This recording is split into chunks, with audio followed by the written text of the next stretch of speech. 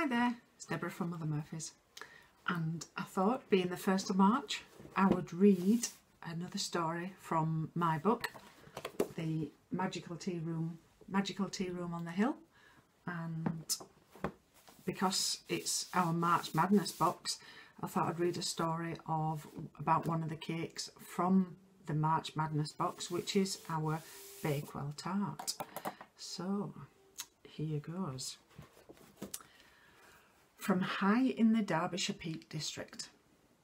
Growing up in Yorkshire, there was never a great deal of money going round, and any biscuits or cakes that appeared were always a treat. One of my favourites was a Mr Kipling's Bakewell Tart. They were an expensive treat, and not something we saw in our house on a regular basis. Now though, you can buy these very cheaply at the supermarket, and it's reported that Mr Kipling's factory makes thousands of them each day. I may not be in that league, but each one made at Mother Murphy's is individually made by me. The Bakewell Tart that we love, with that crisp pastry, almond frangipane filling, sweet icing topping, and finished with that wonderful feather icing, is believed to have originated in the picturesque town of Bakewell in the Derbyshire Peak District. Of course, it's not to be mistaken for the Bakewell pudding, rumoured to be made by mistake way back in 1820. Bakewell pudding has a flaky pastry with a layer of jam topped with a filling made of egg and almond paste. Those who love Bakewell pudding will pour scorn over Bakewell Tart and vice versa. You'll note that there is no Bakewell pudding in my book. Anyway, I just had to have this sweet treat in our tea room and was over the moon to find that my Bakewell Tart quickly became one of our customer favourites. My next dilemma was whether it would be possible to make this gluten and dairy free, yet still remind me of my childhood treat, and more importantly, would our customers like it? My first few attempts at making gluten-free and dairy-free pastry resulted in something close to cement. But following lots of research and taste testing, I finally managed to make a great pastry using polenta.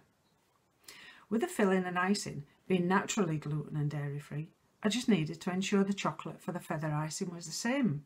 Of course, now that I've sourced the amazing chocolate from Plammill Foods, this is not a problem. Our Bakewell Tarts are now always gluten free and dairy free, and yes, our customers still love them. My niece Annie says that our Bakewell Tart is just simply the best thing she has ever tasted, especially when I put our homemade gooseberry jelly jam in it. Praise indeed when Annie needs neither gluten-free nor dairy-free goodies. As it was down to Annie's mum and dad, Paula and Danny, that I was introduced all those years ago to Mr M, on a blind date actually, our Bakewell Tart just has to be Annie's Bakewell Tart. Bakewell Tarts in the tea room are always popular, and we just changed the fillings to have something a little different, from our boozy Bakewell with gluten and dairy-free Christmas mincemeat through to gooseberry jelly jam, strawberry or raspberry jam, or lemon curd. Whatever you fancy for the base of yours is up to you. As long as you keep the crisp pastry and the almond filling, you'll not go far wrong. Homemade jam or lemon curd makes all the difference for this. Serve this with a good helping of hot steaming custard, and you've just turned a tea time delight into heaven. And I'll just show you a little page. So there's Annie and her mum and dad. Yep.